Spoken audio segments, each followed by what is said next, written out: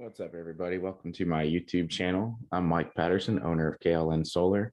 Today, we're going to go over the difference between power and energy, two of the most commonly confused and mixed up terms you'll hear. So what are they?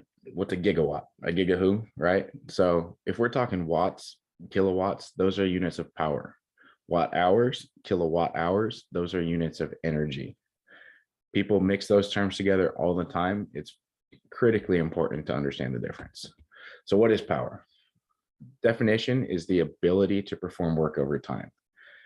In real world, how strong is something? If you think about it that way, you'll understand it. The higher the watt or kilowatt rating of a panel, an inverter, a battery inverter, the more power it is capable of producing, the stronger it is.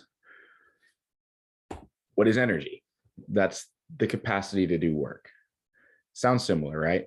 But the higher the watt hours, the higher the kilowatt hours, the higher the capacity to do work. The higher the energy, the higher power you can sustain over time. Similar, they're tied together, but they're very different. Power is how strong, energy is how long can you keep fueling that strength. So how can we understand this? Think about your car, your truck. Power is the horsepower of your motor. How strong is it? But without fuel, you can't make any power, right? So fuel is your energy.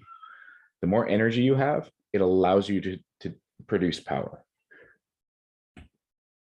As it relates to solar, power concerns the rating of the panels. So panels are rated in watts, right? 400 watt panel, 395, 415.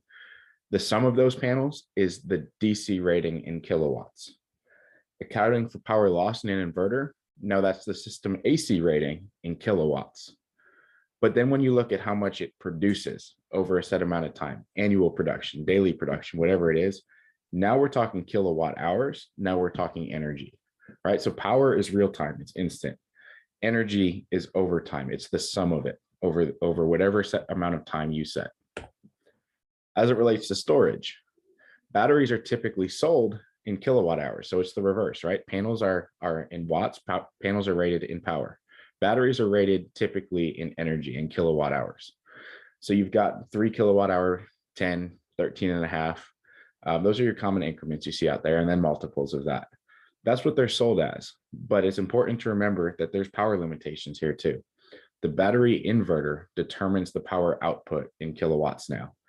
So your peak power is what's available in short bursts to start large appliances, usually things with motors, things with compressors. And then you have sustained power output, which is how much power it can put out over a long amount of time to sustain the operation of those appliances.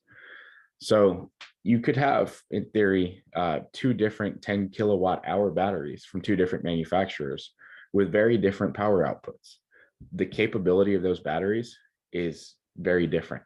It's important to remember both of them. They have the same gas tank, so to speak, but the higher the inverter power rating on that battery, the higher the quote unquote horsepower, the bigger the motor it has. So when you're considering sizing your system for solar, how much power do you need to produce enough energy for your customers' needs, right? Because you're sizing the system off of their energy consumption for a year. So you need to figure out how much power do you need? What system size do you need to produce enough energy to meet their energy needs? For storage, how much power do you need to make a system able to generate and maintain a stable microgrid with the demands of whatever appliances that homeowner wants backed up? Are we talking LED light bulbs, or are we talking 3 whole home air conditioners? You need to figure that out. That is the power rating on the battery. Now, at the same time, how much energy is required to provide fuel to sustain that power over whatever amount of time, whatever duration of backup that you desire? How long does this battery need to be able to support the system and provide that power? I mean, if you don't understand this, you're not going to be able to size these systems properly, especially with batteries. With batteries, like I said, they're often sold in 10 kilowatt hour increments with very different power outputs. So if you have a system that needs a long-term duration, now your energy is more important. You need more of those batteries for energy capacity. If you need to start and maintain large well pumps or air conditioners or things like that, Now power is important, and you need to figure out how to piece those puzzle pieces together. It's your job to size this for your customers and make a recommendation. If you have any questions, reach out in the comments below. Reach out. I'm a Florida-based power mentor, battery and Sonova specialist, Enphase and SolarEdge certified. You can reach me, Mike@klnsolar.com, or shoot me a text at that number right there. See you on the next one.